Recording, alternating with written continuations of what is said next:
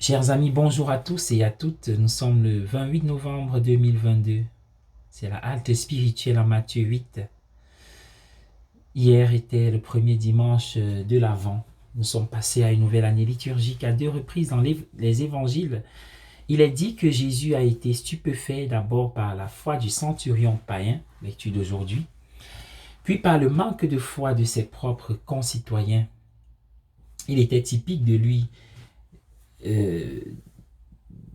pour lui de retourner les choses à l'envers et à l'endroit. Cependant, l'affaire n'est pas aussi tranchée qu'il n'y paraît. Jésus a sans aucun doute eu des contacts avec des païens. Mais l'action en direction des païens n'était pas au cœur de son travail. Lorsqu'il a envoyé les 12, il leur a dit « N'allez nulle part parmi les païens et n'entrez pas dans une ville de Samaritains. » Et les deux fois où il a guéri les païens, il a fait à distance. L'action auprès des païens n'a pris une place centrale qu'après sa mort. C'est donc tout naturellement que les disciples ont fouillé dans leurs souvenirs de lui pour trouver des exemples de son traitement respectueux des païens. Matthieu indique clairement dans le passage d'aujourd'hui que la vie de ses disciples exige de faire table rase des préjugés religieux, des préjugés religieux, culturels et ethniques.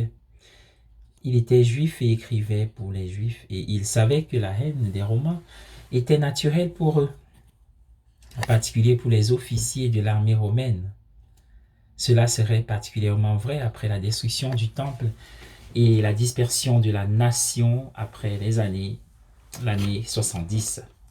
Mais Matthieu va encore plus loin et rappelle à ses lecteurs que Jésus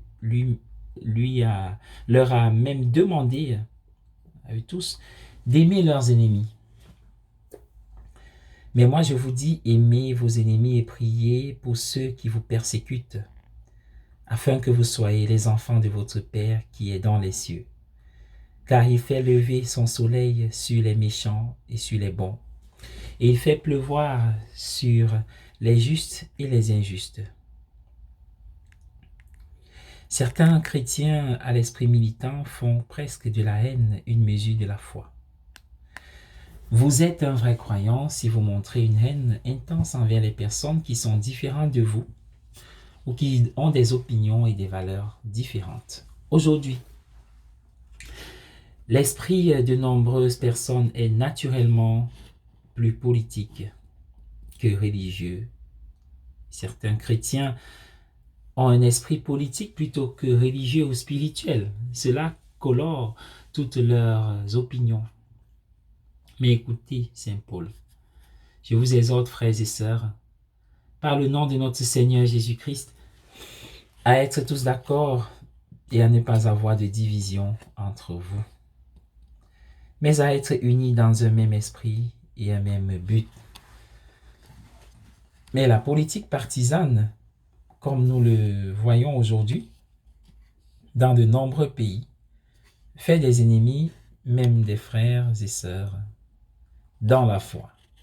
Le passage de l'évangile d'aujourd'hui est une lecture sobre pour notre époque. Bonne journée à tous et à chacun.